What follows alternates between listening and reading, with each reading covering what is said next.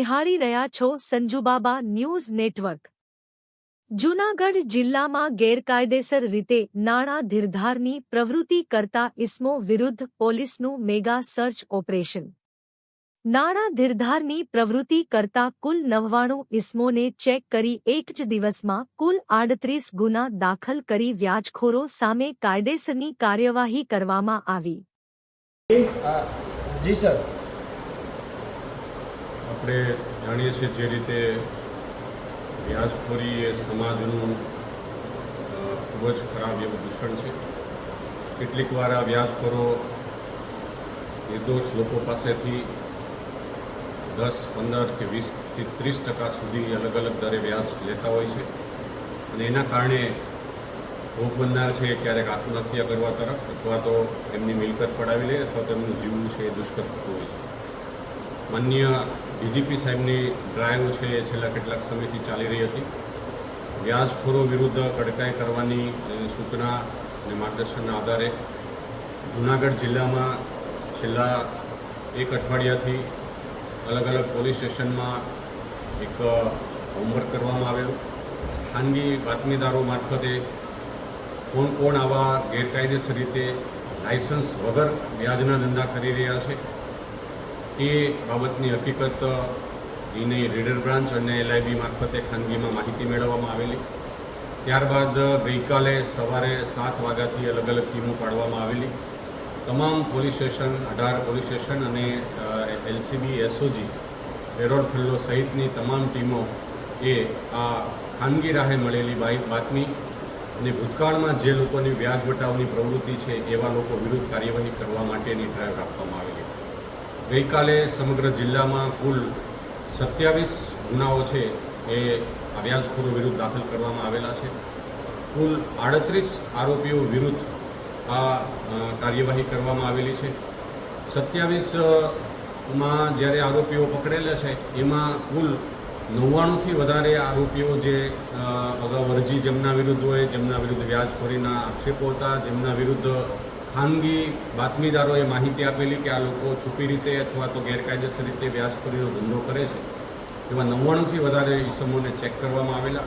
એ પૈકીના 27 ગુના છે એ દાખલ કરેલા છે। આ 27 ગુના દાખલ કરેલા છે એવા આરોપીને સર્ચ કરતાં એમના ઘરેથી અન્ય પણ કેટલીક ગેરકાયદેસર પ્રવૃત્તિઓ મળી છે। એમાં એક વ્યાજખોરના ઘરેથી હથિયાર પણ મળેલું છે। એમના વિરુદ્ધ અલગથી હથિયાર ધારાનો કેસ પણ કરવામાં આવેલો છે। સાથે સાથે કેટલાક વ્યાજખોરોના ઘરેથી અલગ અલગ પ્રોહિબિશન જે દારૂની પ્રવૃત્તિઓ પણ મળી છે। કેટલાક લોકોને ત્યાંથી જુગારની પ્રવૃત્તિઓ મળી છે। એમ કરતાં બીજા અન્ય આ વ્યાજખોરો વિરુદ્ધ 11 અન્ય ગુના દાખલ આ ડ્રાઈવ દરમિયાન કરવામાં આવેલા છે। કુલ 27 વ્યાજખોરીના અને બીજા અન્ય એમની ગેરકાયદેસર જે પ્રવૃત્તિઓ મળી છે એમ મળાવીને કુલ 38 જેટલા ગુનાઓ આ વ્યાજખોરો વિરુદ્ધ દાખલ કરવામાં આવેલા છે। મને આ જે 38 જે આરોપીઓ છે એ 38 આરોપીઓ પૈકી એમનો પોતાનો જે મુદ્દામાલ છે એમના ઘરેથી રિકવર કરવામાં આવેલો છે, પરંતુ ભોગ બનનારના જે અલગ અલગ ડોક્યુમેન્ટ્સ છે એ જે મોટા પ્રમાણમાં જે રિકવર થયા છે એ પૈકી કુલ 157 કોરા ચેક રિકવર કરવામાં આવ્યા છે। 21 જેટલી અલગ અલગ વાહનો, ખાસ કરીને આ વ્યાજખોરો છે એ બીજા લોકોના ભોગ બનનારના વાહન પણ ખેંચી લેતા હોય છે, તો એવા 21 વાહનોની RC બુક કબજે કરવામાં આવી છે। 4 જમીન મકાનના દસ્તાવેજો જે અન્ય લોકોના ભોગ બનનાર છે એમના કબજે કરવામાં આવ્યા છે। 3 પ્રોમિસરી નોટ કબજે કરવામાં આવી છે। એક વાહન જે ભોગ બનનારનું ખેંચેલું છે એ પણ કબજે કરવામાં આવ્યું છે। 30થી વધારે અલગ અલગ જેમાં હિસાબો અને કોને કોને વ્યાજે આપેલા છે એવી 30થી વધારે ડાયરીઓ પણ કબજે કરવામાં આવી છે અને 4 છે એ અલગ અલગ ખેડૂતોના પત્રકો પણ કબજે કરવામાં આવ્યા છે। આપના માધ્યમથી જૂનાગઢની જનતાને એક અપીલ છે, માનનીય ડીજીપી સાહેબની પણ સૂચના અને એમની ડ્રાઈવ છે કે લોકોમાં આ એક વિશ્વાસ આવે કે પોલીસ સ્ટેશને આપણે જશું તો વ્યાજખોરો વિરુદ્ધ અમારી ફરિયાદ કરશે, આ પ્રકારનો એક વિશ્વાસ બંધાય એ માટે આજે એક સઘન ડ્રાઈવ રાખી હતી। આ જે 38 ઇસમો વિરુદ્ધ જે કાર્યવાહી કરવામાં આવી છે એ 38 ઇસમોના કોઈને કોઈ ફરિયાદી મળ્યા છે અને કેટલાક ગુનામાં જે ખાનગી રાહે મળેલી બાતમીના આધારે પોલીસે સામેથી સરકાર તરફે પણ ગુના દાખલ કરેલા છે। જનતાને એક અપીલ છે કે આપની જે આર્થિક જરૂરિયાતો છે, આપની જે કંઈ આરોગ્ય વિષયક કે ધંધાકીય જે નાણાકીય જરૂરિયાતો છે એ આપ સરકાર માન્ય જે વ્યવસ્થા છે, અલગ અલગ બેંક છે, અલગ અલગ લોન છે, અલગ અલગ કોઓપરેટિવ સંસ્થાઓ છે, અલગ અલગ ક્રેડિટ સોસાયટી છે કે જેમાં શરાફી રાહે જે 18% વાર્ષિક દરના જે વ્યાજ જે લેવાપાત્ર છે એ વ્યાજ દરે મળતી જે સંસ્થાઓ પાસેથી, સરકાર માન્ય સંસ્થાઓ પાસેથી આવા ધિરાણ લે, આવા કોઈ લેભાગુ કે 5%, 10%, 20% કે 30% લેતા વ્યાજખોરો પાસેથી પોતાની મજબૂરીમાં એવા ઇસમો વિરુદ્ધ એમની પાસેથી વ્યાજે પૈસા ન લે, ધિરાણ ન લે, એવી અમારી જૂનાગઢ પોલીસ વતી એક અપીલ છે. બીજી અપીલ એ છે કે આપને કોઈ પણ વ્યક્તિ વ્યાજખોરીના નામે જો આપને પરેશાન કરતો હોય અથવા ધમકી આપતો હોય અથવા આપની મિલકત પડાવી લેવાની કોશિશ કરે તો એવા સમયે આપ નજીકના પોલીસ સ્ટેશનમાં અચૂક સંપર્ક કરવો, જેથી કરીને આપને કોઈ પણ પ્રકારનું એવું અપમૃત્યુ પ્રકારની ઘટનાઓ ન બને ને એમને માટે મજબૂર ન થાય. એ માટે જાહેર જનતાને પણ એક અપીલ છે કે આવા જે કેસો જ્યારે ધ્યાનમાં આવે છે ત્યારે અચૂક પોલીસ સ્ટેશનમાં એમને લઈ જાય અને પોલીસ સ્ટેશન એમની કાર્યવાહી કરવામાં આવશે. સર, ખાસ કરીને જૂનાગઢમાં પણ આપઘાતના કારણે એક યુવકે આપઘાત કર્યો હતો, આ જે વ્યાજખોરના કારણે. સર, એ વ્યાજખોર પકડાયો છે કે કઈ રીતની કામગીરી છે? ઝાંઝરા રોડ વિસ્તારમાં આપઘાત કર્યો હતો. જે અગાઉના કેસો છે એને પણ અહીંયા પોલીસે આ ડ્રાઈવમાં ધ્યાનમાં લીધા છે.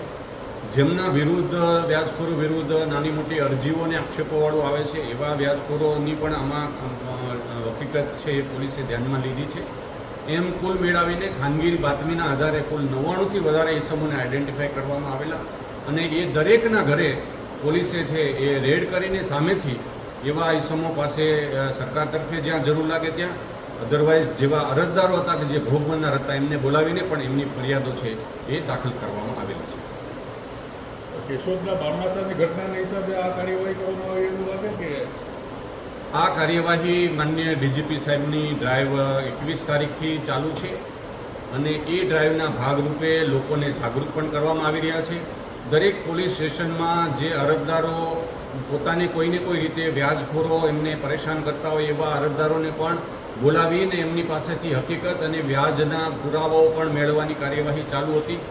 બામણાસાની ઘટના છે એ દુઃખદ છે, એમાં તમામ આરોપીઓ પણ પકડાઈ ગયેલા છે, પણ આવી ઘટનાઓ છે એ વ્યાજખોરોના કારણે આવી ઘટનાઓ છે એ આપણા સમાજ માટે ઘણી જ દુઃખદ ઘટનાઓ છે અને કલંકિત છે. આપના માધ્યમથી એક જૂનાગઢ જિલ્લાની જાહેર જનતાને પણ અપીલ છે કે આપને ખોટી રીતે અને આપ જો સાચા હોય તો પુરાવા સાથે પોલીસ સ્ટેશન આપ અચૂક રજૂઆત કરો. આપની રજૂઆત અંગે અવશ્ય કાર્યવાહી કરવામાં આવશે. સાહેબ, આવો કોઈ ઇસમો દેખાશે કે ગેરકાયદેસર પ્રવૃત્તિ કરતા છે તેની સામે કેવી કાર્યવાહી થાય આવનારા દિવસોમાં? આ જે ડ્રાઈવ છે એ એટલા માટે એક સાથે કરવામાં આવેલી છે કારણ કે લોકોને પણ એક મેસેજ પહોંચે અને એક બીજી એ બાબત પણ ધ્યાનમાં આવેલી છે કે જે લોકો શાહુકાર ધારા હેઠળ જે લાયસન્સ લે છે એવા લોકોને પણ એક અપીલ છે કે એમની જે નિયમાનુસાર શરાફી જે 18% વાર્ષિક દરે વ્યાજ લેવા પાત્ર છે એ જ વ્યાજ લે.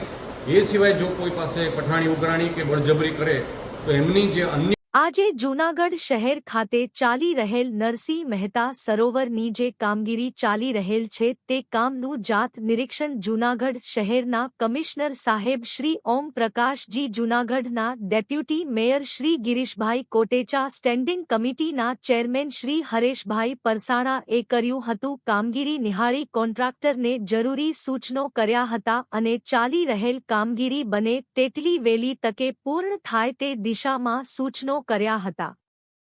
નરસિંહ મહેતા તળાવ માટે આજ કમિશનર સાહેબ, સ્ટેન્ડિંગ કમિટીના ચેરમેન, આખું તળાવનું જે કામગીરી સંભાળે છે એ અમારા એન્જિનિયર ચાવડા સાહેબ અને ખાસ કરીને કોન્ટ્રાક્ટર આજે આ નરસિંહ મહેતા તળાવની વિઝિટ લીધી હતી. ખૂબ સારી કામગીરી ચાલુ છે. અત્યારે જે રીતે કમિશનર સાહેબે કીધું એમાં અમે આ વર્ષની અંદર આને ખુલ્લો મૂકી દેવું, કારણ કે અઘરા માગરું આ કામ હતું.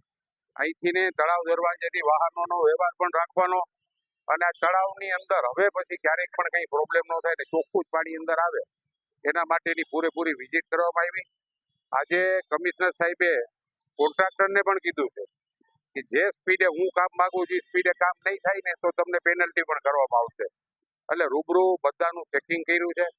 ખાસ કરીને કોર્પોરેશન જૂનાગઢ માટે આ હૃદય સમૂહ છે. આ ગામની મધ્યમાં આવેલું નરસિંહ મહેતા તળાવ આપણે નક્કી છીએ કે આનું નામ પણ નરસિંહ મહેતા, નરસૈયાની નગરી છે અને નરસિંહ મહેતા તળાવ છે. એવી રીતે જ આપણું વાઘેશ્વરી તળાવનું પણ ફૂલ સ્પીડે કામ ચાલુ છે. બધા ધોળકિયા બંધુઓને દીધા હતા એ બધા લગભગ વોકળા આજે સાફ થઈ ગયા છે. અને જ્યાં જ્યાં જરૂર પડે, કારણ કે પહેલી વાર આપણી ત્યાં આઈએસ ઓફિસર સીધા કમિશનર તરીકે આવ્યા, લગભગ બધા પ્રોમોટેડ આવ્યા, બધાએ કામ કર્યું છે. પણ સાહેબ અત્યારે ફૂલ ભડકાઈથી અને અમે પણ નક્કી કર્યું કે જ્યાં કમિશનર સાહેબ કહીને એમાં આપણે ક્યાંય પણ વચમાં નથી પડવાનું. એ જ રીતે કામગીરી થાય અને જૂનાગઢના નરસિંહ મહેતા તળાવ વહેલામાં વહેલું જોવા અને માણવા મળે એવી પરમ કૃપાળુ પરમાત્માને પ્રાર્થના કરું છું. જૂનાગઢની મધ્યમાં આવેલું નરસિંહ મહેતા સરોવરનું બ્યુટિફિકેશનનું અને ડેવલપમેન્ટનું કામ હાલ ચાલી રહ્યું છે. આજે deputy mayor Shri Girishbhai, commissioner Shri અને તમામ સ્ટાફ અને એજન્સીને સાથે લઈ આ ચાલી રહેલા કામનું નિરીક્ષણ કર્યું અને એની સમીક્ષા કરી. મિત્રો, ઇનલેટ આઉટલેટની જે ચર્ચાનો વિષય હતો, તો ઇનલેટ અને આઉટલેટનું કામ સંપૂર્ણ પૂર્ણ થઈ ગયું છે અને આવનારા જે મોન્સૂન છે એમાં આ તળાવ સંપૂર્ણ એની કેપેસિટી પ્રમાણે ભરવાની કાર્યવાહી મહાનગરપાલિકા અને એજન્સી દ્વારા થઈ રહી છે. અને મને આશા છે કે આવનાર મોન્સૂનમાં આ તળાવ સંપૂર્ણ ભરાઈ જશે.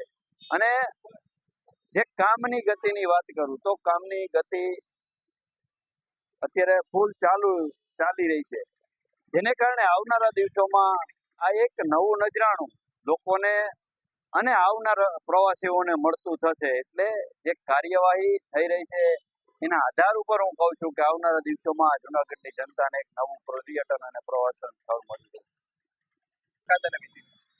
આજે માનનીય ડેપ્યુટી મેયર અને માનનીય સ્ટેન્ડિંગ કમિટી ચેરમેનશ્રી સાથે અને માનનીય મેયર સાહેબ સાથે ચર્ચામાં અમે સંયુક્ત એક સ્થળ વિઝિટનો પ્લાન કર્યો, જેમાં નરસિંહ મહેતા સરોવરમાં આવનારા દિવસોમાં આપણે કેવી રીતે પાણી ભરાઈ શકાય અને જે પણ પેન્ડિંગ કામગીરી છે આને કેવી રીતે ઝડપથી પૂરી કરી શકાય, જેથી આ તળાવને જૂનાગઢ શહેરના નગરજનો માટે ખુલ્લો મૂકી શકાય અને લોકાર્પણ કરી શકાય.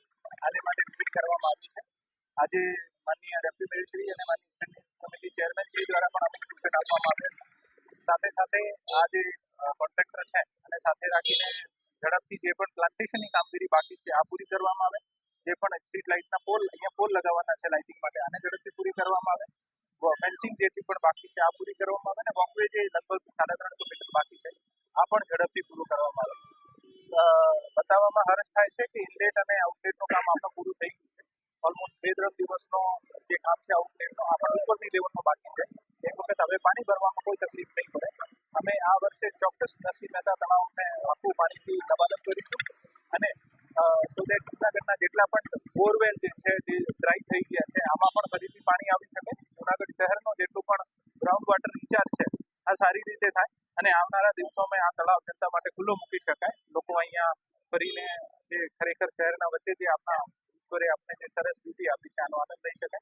આને માટે પ્રયત્ન કરવામાં આવી રહ્યા છે અને હું આપને ખાતરી આપું છું કે આવનારા દિવસોમાં તત્કાલ આ કામગીરી પૂરી કરવામાં આવશે અને જે પણ ડિલે થયા છે કોન્ટ્રાક્ટર દ્વારા આને માટે પણ યોગ્ય પેનલ્ટી કરવામાં આવશે. ચાલુ વરસાદમાં એક કામ એક જરૂર એના લઈને મેં સૂચનાઓ આપવામાં આવી છે. નબળી કામગીરી થવાની શક્યતાઓ ચાલુ વરસાદમાં કામ ચાલુ નહીં કરવામાં આવ્યું છે. આ બધા જાણો છો કે જ્યારે પણ કામ ચાલુ હોય અને વરસાદ આવી જતો હોય તો કામને એક લેવલ સુધી પહોંચાડીને પછી બંધ કરવામાં આવે છે.